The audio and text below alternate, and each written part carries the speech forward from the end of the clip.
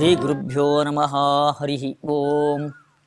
ಕಾಂತಾಯ ಕಲ್ಯಾಣಗುಣೀಕಧಾಮ್ನೆ ನವದ್ಯೋನಾಥ ಪ್ರತಿಮಪ್ರಭಾಯ ನಾರಾಯಣಾಯ ಕಿಲ ಕಾರಣಾಯ ಶ್ರೀಪ್ರಾಣನಾಥಾಯ ನಮಸ್ಕರೋಮಿ. ತಪಸ್ವಾಧ್ಯಾಯ ಶುಶ್ರೂಷಾ ಕೃಷ್ಣಪೂಜಾರತಂ ಮುನಿಂ ವಿಶ್ವೇಶಮಿಷ್ಟದಂ ವಂದೇ ಪರಿವ್ರಾಟ್ ಚಕ್ರವರ್ತಿನಂ. ಪದ್ಮನಾಭ ತೀರ್ಥರ ವ್ಯಕ್ತಿತ್ವ ಬಹಳ ದೊಡ್ಡದು. ವ್ಯಕ್ತಿತ್ವ ಮಹಾನುಭಾವರು, ಆಚಾರ್ಯರಿಂದ ಸಾಕ್ಷಾತ್ತಾಗಿ ವೇದಾಂತ ಶಾಸ್ತ್ರದ ಪಾಠವನ್ನು ಕೇಳಿ ಅವರು ಪುನೀತರಾದವರು. ಆಚಾರ್ಯರಿಗೆ ವಿಷ್ಣು ತೀರ್ಥರು, ಪದ್ಮನಾಭ ತೀರ್ಥರು ಮಾತ್ರ ಅಲ್ಲ, ಅನೇಕ ಜನ ಶಿಷ್ಯಂದ್ರುಗಳು, ಬಹುದೇಶಜಾಹ ಯತೀಂದ್ರಾಹ ಅವ್ರಿಗಿದ್ದರು ಎಂಬುದಾಗಿ ನಾವು ನೋಡಿದ್ವಿ. ಇನ್ನೂ ಬೇರೆ ಬೇರೆ ಶಿಷ್ಯಂದ್ರಗಳ ಹೆಸರುಗಳನ್ನು ಪಂಡಿತಾಚಾರ್ಯರು ತಿಳಿಸ್ತಾರೆ. ವಶೀಕೃತ ಹೃಷೀಕಾಶ್ಚ ಜನನಾದ್ಯುಪಮರ್ದಿನಃ ನರಸಿಂಹ ಪದಾಧಾರ ಅಭ್ಯಸ್ತೋಪೇಂದ್ರ ನಾಮಕಾಃ. ಆಚಾರ್ಯರ ಶಿಷ್ಯಂದ್ರುಗಳು, ಅವರಿಗೆ ಇದ್ದಂತಹ ಹೆಸರುಗಳು ಏನಿತ್ತು, ಆ ಹೆಸರುಗಳಿಂದಲೇ ಅವರ ವ್ಯಕ್ತಿತ್ವವನ್ನು ಚಿತ್ರಣ ಮಾಡೋದು. ಇದಕ್ಕೆ ತುಂಬ ಚಾತುರ್ಯ ಬೇಕು, ಪಂಡಿತಾಚಾರ್ಯರ ಚಾತುರ್ಯ. ಆ ಆಚಾರ್ಯರ ಶಿಷ್ಯಂದ್ರಗಳ ಹೆಸರುಗಳನ್ನು ನಿರ್ವಚನ ಮಾಡಿ ಚಮತ್ಕಾರದಿಂದ ಆ ಹೆಸರುಗಳೇ ಅವರ ವ್ಯಕ್ತಿತ್ವವನ್ನು ಹೇಗೆ ಚಿತ್ರಣ ಮಾಡುತ್ತೆ ಎಂಬುದನ್ನು ತಿಳಿಸ್ತಾರೆ. ಹೃಷಿಕೇಶ ತೀರ್ಥರು ಎಂಬುದಾಗಿ ಆಚಾರ್ಯರ ಶಿಷ್ಯರು ಹೃಷಿಕೇಶ ತೀರ್ಥರು ಎಂಬುದಾಗಿ. ಅವರಿಗೆ ಆ ಹೃಷಿಕೇಶ ಅನ್ನೋ ಹೆಸರು ತುಂಬ ಸಾರ್ಥಕವಾದ ಹೆಸರು ಅಂತ ಹೇಳ್ತಾರೆ. ಯಾಕೆ? ಹೃಷಿಕ ಅಂದರೆ ಇಂದ್ರಿಯಗಳು, ಆ ಇಂದ್ರಿಯಗಳಿಗೆ ಈಶ ಅಂದರೆ ಅದನ್ನು ತಮ್ಮ ಅಧೀನದಲ್ಲಿ ಇಟ್ಕೊಂಡಿರೋರು, ಇಂದ್ರಿಯ ನಿಗ್ರಹವನ್ನು ಸಂಪಾದನೆ ಮಾಡಿದವರು ಎಂಬುದಾಗಿ. ಯಾಕೆಂದರೆ ತತ್ವಜ್ಞಾನದ ಮಾರ್ಗದಲ್ಲಿ ಹೋಗಬೇಕಾಗಿರ್ತಕ್ಕಂಥವನಿಗೆ, ಮೋಕ್ಷ ಮಾರ್ಗದಲ್ಲಿ ಸಾಗಬೇಕಾಗಿರ್ತಕ್ಕಂಥವನಿಗೆ ಪ್ರಪ್ರಥಮವಾಗಿ ಬೇಕಾಗಿರ್ತಕ್ಕಂತಹ ಗುಣ ಆ ಇಂದ್ರಿಯಗಳನ್ನು ಹತೋಟಿಯಲ್ಲಿ ಇಟ್ಕೊಳ್ಳೋದು. ಆ ಹೃಷಿಕೇಶ ತೀರ್ಥರು ಹಾಗೆ ತಮ್ಮ ಇಂದ್ರಿಯಗಳನ್ನು ತಮ್ಮ ಅಧೀನದಲ್ಲಿ ಇಟ್ಕೊಂಡಿದ್ರಂತೆ. ಆದ್ದರಿಂದ ಅವರಿಗೆ ಹೃಷಿಕೇಶ ತೀರ್ಥ ಅನ್ನೋ ಹೆಸರು ಬಹಳ ಸಾರ್ಥಕವಾದ ಹೆಸರು ಅಂತ. ಇದು ಒಬ್ಬರಾದರೆ ಇನ್ನೊಬ್ಬರು ಜನನಾದ್ಯುಪಮರ್ದಿನಃ. ಜನನಾದ್ಯುಪಮರ್ದಿನಃ ಜನಾರ್ದನ ತೀರ್ಥರು ಎಂಬುದಾಗಿ. ಏನದು ಜನಾರ್ದನ ತೀರ್ಥರು? ಅವರ ಹೆಸರು ಅದು ತುಂಬ ಅರ್ಥಗರ್ಭಿತವಾದ ಹೆಸರು ಅಂತ ಹೇಳ್ತಾರೆ. ಯಾಕೆ? ಜನನಾದ್ಯುಪಮರ್ದಿನಃ. ನಾವೆಲ್ಲ ಹುಟ್ಟು ಸಾವು ಇದಕ್ಕೆ ಸಿಲುಕಿರ್ತಕ್ಕಂಥವ್ರು. ಯಾವಾಗಲೂ ಹುಡ್ತಿರ್ತೀವಿ, ಸಾಯ್ತಿರ್ತೀವಿ, ಸತ್ತ ಮೇಲೆ ಮತ್ತೆ ಹುಟ್ಟು, ಮತ್ತೆ ಸಾವು, ಹೀಗೆ ಹುಟ್ಟು ಸಾವುಗಳ ಚಕ್ರದಲ್ಲಿ ನಾವು ಒದ್ದಾಡ್ತಾ ಇರ್ತೀವಿ, ವಿಲಿ ವಿಲಿ ವಿಲಿ ಒದ್ದಾಡ್ತಾ ಇರ್ತೀವಿ. ಆದರೆ ಜನಾರ್ದನ ತೀರ್ಥರು ಹಾಗಲ್ಲ. ತತ್ವಜ್ಞಾನವನ್ನು ಸಂಪಾದನೆ ಮಾಡಿ, ಅಪರೋಕ್ಷ ಜ್ಞಾನವನ್ನು ಸಂಪಾದನೆ ಮಾಡಿ ಆ ಹುಟ್ಟು ಸಾವುಗಳ ಚಕ್ರಕ್ಕೆ ಸಿಲುಕದಂತೆ ಅದನ್ನು ತಪ್ಪಿಸಿಕೊಂಡಿದ್ದರಂತೆ ಅಂಥವರು. ಅದರಿಂದ ಅವರಿಗೆ ಜನಾರ್ದನ ತೀರ್ಥ ಅನ್ನೋ ಹೆಸರು ತುಂಬ ಉತ್ತಮವಾದ ಅನ್ವರ್ಥವಾದ ಹೆಸರಾಗಿತ್ತು. ಅದು ಜನಾರ್ದನ ತೀರ್ಥ ಅನ್ನೋ ಹೆಸರು. ಇನ್ನೊಬ್ಬರು ನರಸಿಂಹ ತೀರ್ಥರು ಎಂಬುದಾಗಿ. ಇವ್ರ ಬಗ್ಗೆ ತುಂಬ ವಿವಾದ ಇದೆ. ನರಸಿಂಹ ತೀರ್ಥರು ಎಂಬುದಾಗಿ ಪಂಡಿತಾಚಾರ್ಯ ಹೇಳ್ತಾರೆ, ನರಸಿಂಹ ಪದಾಧಾರ. ಇವರಿಗೆ ನರಸಿಂಹ ತೀರ್ಥರು ಅಂತ ಯಾಕೆ ಹೆಸರು? ಯಾವಾಗಲೂ ನರಸಿಂಹದೇವರ ಪಾದವನ್ನೇ ಇವರು ಆಶ್ರಯಿಸಿದ್ರಂತೆ. ಅದನ್ನು ಇವರಿಗೆ ನರಸಿಂಹ ತೀರ್ಥರು ನರಸಿಂಹ ತೀರ್ಥರು ಎಂಬುದಾಗಿ. ಅಷ್ಟು ಭಗವಂತನ ಮೆಗ್ಗೆ ಭಕ್ತಿ, ಯಾವಾಗಲೂ ಅದನ್ನೇ ಸ್ಮರಣೆ ಮಾಡ್ತಾ ಇದ್ರು, ಭಗವಂತನ ಪಾದವನ್ನು. ಆದ್ದರಿಂದ ಅವರಿಗೆ ನರಸಿಂಹ ತೀರ್ಥ ನರಸಿಂಹ ತೀರ್ಥ ಅನ್ನೋ ಹೆಸರು ಅವರಿಗೆ ಬಂದಿತ್ತು. ಈ ನರಸಿಂಹ ತೀರ್ಥರು ಇವರು ಅದಮಾರು ಮಠದ ಮೂಲ ಪುರುಷರು ಇವರು ಎಂಬುದಾಗಿ. ಇವರೇ ನರಹರಿ ತೀರ್ಥರೇ ಇವರು ಎಂಬುದಾಗಿಯೂ ಕೂಡ ಕೆಲವು ಸಂದರ್ಭದಲ್ಲಿ ಉಲ್ಲೇಖ ಇದೆ. ಆದರೆ ಅದರ ಬಗ್ಗೆ ತುಂಬ ವಿವಾದ ಇದೆ. ನರಸಿಂಹ ತೀರ್ಥರು ಬೇರೆ, ನರಹರಿ ತೀರ್ಥರು ಬೇರೆ ಎಂಬುದಾಗಿ ಕೆಲವರು, ಇಲ್ಲ ಒಬ್ಬರೇ ಎಂಬುದಾಗಿ ಕೆಲವರು. ಈಗ ಅದರ ಬಗ್ಗೆ ವಿವಾದ ಇದೆ. ಅಂತೂ ಅದಮಾರು ಮಠದ ಮೂಲ ಪುರುಷರು ನರಸಿಂಹ ತೀರ್ಥರು ಇವರು. ಇನ್ನು ಜನಾರ್ದನ ತೀರ್ಥರು ಅವರು ಕೃಷ್ಣಾಪುರ ಮಠದ ಮೂಲ ಪುರುಷರು. ಹೃಷಿಕೇಶ ತೀರ್ಥರು ಅವರು ಪಲಿಮಾರು ಮಠದ ಮೂಲ ಪುರುಷರು. ಹೃಷಿಕೇಶ ತೀರ್ಥರು ಅಭ್ಯಸ್ತ ಉಪೇಂದ್ರ ನಾಮಕಾಹ. ಪುತ್ತಿಗೆ ಮಠದ ಮೂಲ ಪುರುಷರು ಉಪೇಂದ್ರ ತೀರ್ಥರು ಎಂಬುದಾಗಿ. ಅಭ್ಯಸ್ತ ಉಪೇಂದ್ರ ನಾಮಕಾಹ ಅಂತ ಹೇಳ್ತಾರೆ. ಏನದು ಅಭ್ಯಸ್ತ ಉಪೇಂದ್ರ ನಾಮಕಾಹ ಎಂಬುದಾಗಿ? ಉಪೇಂದ್ರನ ಸ್ಮರಣೆ ಅವರಿಗೆ ಅಭ್ಯಸ್ತ, ಯಾವಾಗಲೂ ಅವ್ರಿಗೆ ಅಭ್ಯಾಸ ಆಗಿ ಹೋಗಿತ್ತಂತೆ. ಯಾವಾಗಲೂ ಉಪೇಂದ್ರಾಯ ನಮಃ ಉಪೇಂದ್ರಾಯ ನಮಃ ಅಂತ ಹೇಳಿ ಆ ಉಪೇಂದ್ರನ ಸ್ಮರಣೆಯನ್ನ, ಉಪೇಂದ್ರ ಭಗವಂತನ ರೂಪ, ಭಗವಂತನ ಅವತಾರ, ಅವನ ಸ್ಮರಣೆಯನ್ನ ಯಾವಾಗಲೂ ಕೂಡ ಮಾಡ್ತಾ ಇದ್ರು. ಅಭ್ಯಸ್ತ ಉಪೇಂದ್ರ ನಾಮಕಾಹ. ಇಂತಹ ಯತಿಗಳು ಆಚಾರ್ಯರ ಶಿಷ್ಯಂತ್ರಗಳಾಗಿದ್ದರು ಇವರೆಲ್ಲರೂ ಕೂಡ. ಅದೀರ್ಘಾನ್ಯಾಭಿಧಾನಾಯೇ ಶ್ರೀಮದ್ರಾಮ ಪದಾಶ್ರಯಾ ಅಪ್ರತ್ಯಕ್ಷ ಗುಣೋದ್ರಿಕ್ತಾ ಭಕ್ತಿ ವೈರಾಗ್ಯ ಸಾಗರಾ. ಎಷ್ಟು ಚೆನ್ನಾಗಿ ಹೇಳ್ತಾರೆ. ಅದೀರ್ಘಾನ್ಯಾಭಿಧಾನಾ. ಏನದು ಅದೀರ್ಘಾನ್ಯಾಭಿಧಾನ?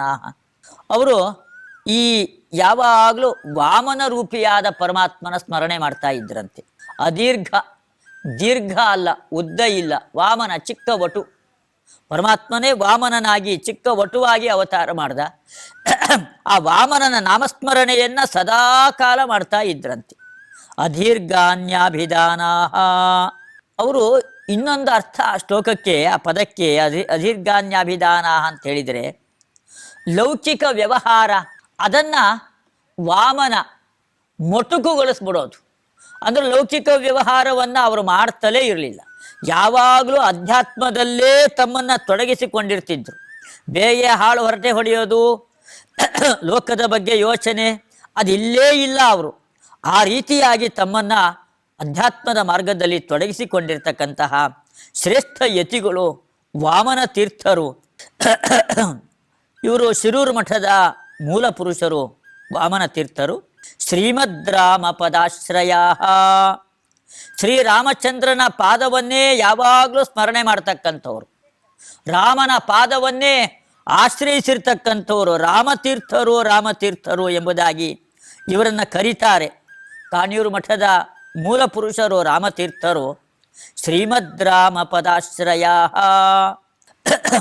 ಅಪ್ರತ್ಯಕ್ಷ ಗುಣೋದ್ರಿಕ್ತಾ. ಆಮೇಲೆ ಪೇಜಾವರ ಮಠದ ಮೂಲ ಪುರುಷರನ್ನು ಹೇಳ್ತಾರೆ, ಅಪ್ರತ್ಯಕ್ಷ ಗುಣೋದ್ರಿಕ್ತಾ ಅಂತ ಇವರನ್ನು ಹೊಗಳ್ತಾ ಇದ್ದಾರೆ. ಗುಣೋದ್ರಿಕ್ತಾ, ಇವರಿಗೆ ಬಹಳವಾದ ಗುಣ ಇತ್ತಂತೆ. ಆ ಗುಣದ ಉದ್ರೇಕ ಅಂತ ಹೇಳ್ತಾರೆ. ತುಂಬಿ ಹೋಗಿತ್ತು ಆ ಗುಣ ಎಂಬುದಾಗಿ. ಯಾವ ಗುಣ? ಒಂದು ಗುಣ ಉದಾಹರಣೆ ಕೊಡ್ರಿ ಅಂತ ಹೇಳಿದರೆ, ಅಪ್ರತ್ಯಕ್ಷ, ಅತೀಂದ್ರಿಯವಾದ ಪದಾರ್ಥ, ಧರ್ಮ ಅಧರ್ಮ ಪುಣ್ಯ ಪಾಪ. ಆ ಅಪ್ರತ್ಯಕ್ಷರಾಗಿರ್ತಕ್ಕಂಥವನು ಪರಮಾತ್ಮ. ಅವನ ಜ್ಞಾನ, ಆ ಜ್ಞಾನವೇ ಒಂದು ದೊಡ್ಡ ಗುಣ. ಆ ಜ್ಞಾನ ಎಂಬತಕ್ಕಂತಹ ಗುಣ ಇವರಲ್ಲಿ ಬಹಳ ಇತ್ತು ಎಂಬುದಾಗಿ. ಅಂದರೆ ಇವರಿಗಾಗಲೇ ಅಪರೋಕ್ಷ ಜ್ಞಾನ ಆಗಿ ಹೋಗಿತ್ತು. ಭಗವಂತನನ್ನ ಸಾಕ್ಷಾತ್ತಾಗಿ ಕಂಡಿರ್ತಕ್ಕಂಥವ್ರು ಇವರು. ಇಂಥವರು ಅಪ್ರತ್ಯಕ್ಷ ಗುಣೋದ್ರಿಕ್ತಾ. ಎಲ್ಲರ ಬಗ್ಗೆನೂ ಕೂಡ ಒಂದು ವಿಶೇಷಣವನ್ನು ಹೇಳ್ತಾರೆ, ಭಕ್ತಿ ವೈರಾಗ್ಯ ಸಾಗರಾ. ಇಲ್ಲಿ ಹೇಳಿರ್ತಕ್ಕಂತಹ ಎಲ್ಲ ಯತಿಗಳು ಕೂಡ ಕೇವಲ ಹೃಷಿಕೇಶ ತೀರ್ಥರು, ರಾಮತೀರ್ಥರು, ವಾಮನ ತೀರ್ಥರು ಅವರು ಮಾತ್ರ ಅಲ್ಲ, ವಿಷ್ಣು ತೀರ್ಥರು, ಪದ್ಮನಾಭ ತೀರ್ಥರು, ಇವರೆಲ್ಲರೂ ಕೂಡ ಭಕ್ತಿ ವೈರಾಗ್ಯ ಸಾಗರಾ. ಭಕ್ತಿ ಮತ್ತು ವೈರಾಗ್ಯ ಅದರ ಸಾಗರವೇ ಇವರೆಲ್ಲರೂ ಕೂಡ ಆಗಿದ್ರು ಎಂಬುದಾಗಿ. ಹೀಗೆ 8 ಜನ ಶಿಷ್ಯಂದ್ರಗಳ ಪರಿಚಯವನ್ನು ಪಂಡಿತಾಚಾರ್ಯರು ಇಲ್ಲಿ ಮಾಡಿಕೊಡ್ತಾ ಇದ್ದಾರೆ. ಆಚಾರ್ಯರ ಶಿಷ್ಯಂದ್ರಗಳಲ್ಲಿ 8 ಜನಕ್ಕೆ ಪ್ರಾಧಾನ್ಯ. ಆ 8 ಜನರ ಪರಿಚಯವನ್ನು ಇಲ್ಲಿ ಪಂಡಿತಾಚಾರ್ಯರು ಮಾಡಿ ಅವರ ಹೆಸರುಗಳು, ಆ ಹೆಸರುಗಳು ಎಲ್ಲವೂ ಕೂಡ ತುಂಬ ಸಾರ್ಥಕವಾದ ಹೆಸರುಗಳು. ಯಾಕೆಂದರೆ ಇವರಿಗೆಲ್ಲ ಸನ್ಯಾಸವನ್ನು ನೀಡಬೇಕಾದ್ರೆ ಆಚಾರ್ಯರೇ ನಾಮಕರಣವನ್ನು ಮಾಡಿದ್ದು.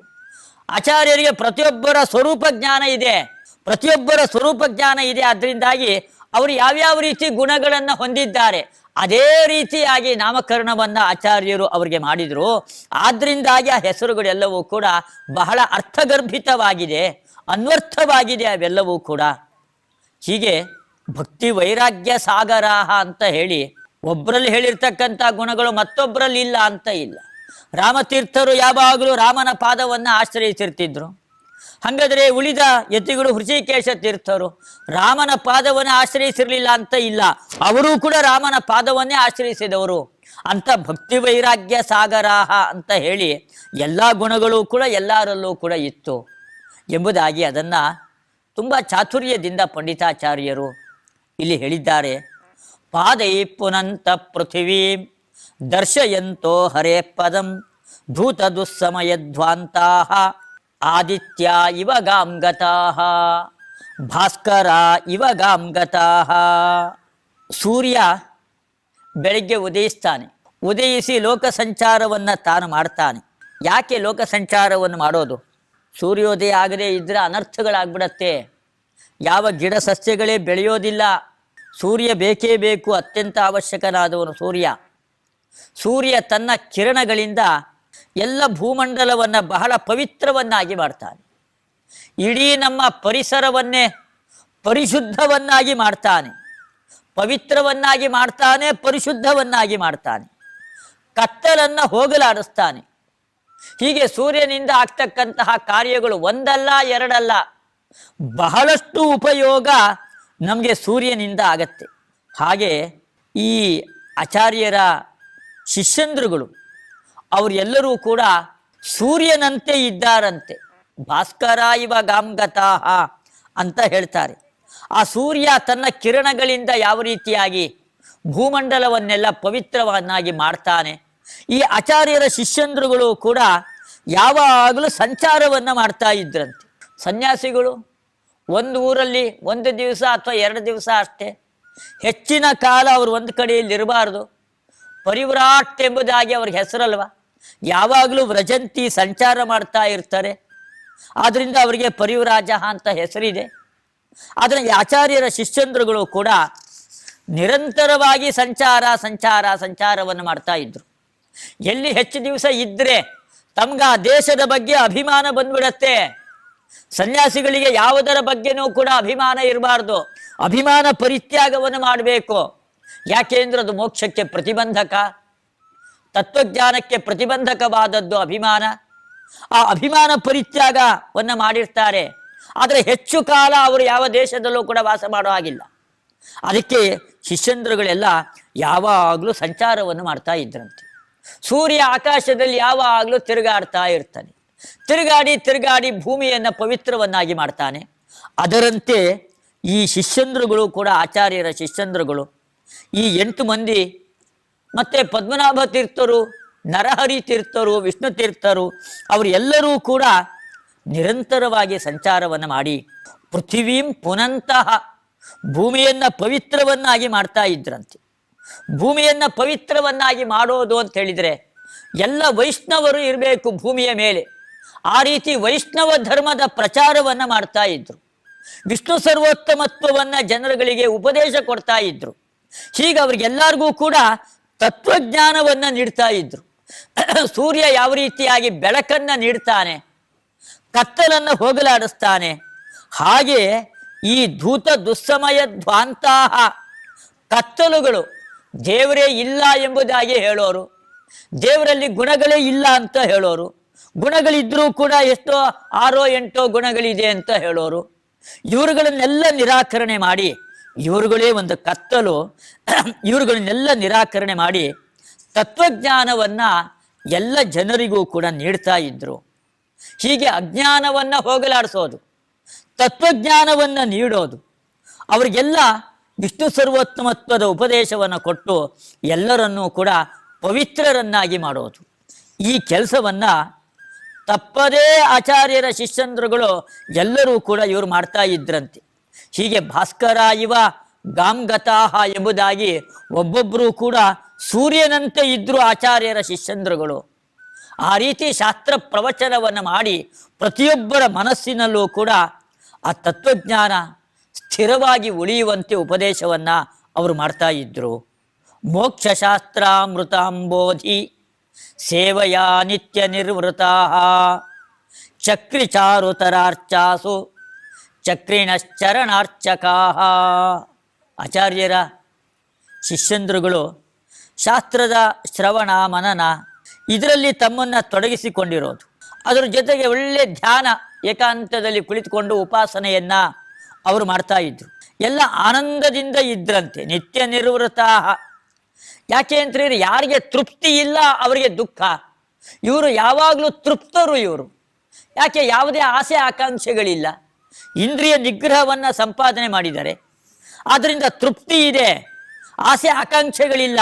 ಆದ್ದರಿಂದ ನಿತ್ಯ ನಿರ್ವೃತ ಯಾವಾಗಲೂ ಆನಂದದಿಂದ ಕೂಡಿರ್ತಿದ್ರು. ಆ ಭಗವಂತನ ಪಾದವನ್ನು ನಿರಂತರವಾಗಿ ಇವರು ಉಪಾಸನೆಯನ್ನು ಮಾಡ್ತಾ ಇದ್ದರು. ಮೋಕ್ಷಶಾಸ್ತ್ರದಲ್ಲೇ ತಮ್ಮನ್ನು ತೊಡಗಿಸಿಕೊಂಡಿದ್ದರು. ಇಂತಹ ಶಿಷ್ಯಂದ್ರುಗಳು ಆಚಾರ್ಯರಿಗೆ ಇದ್ದರು.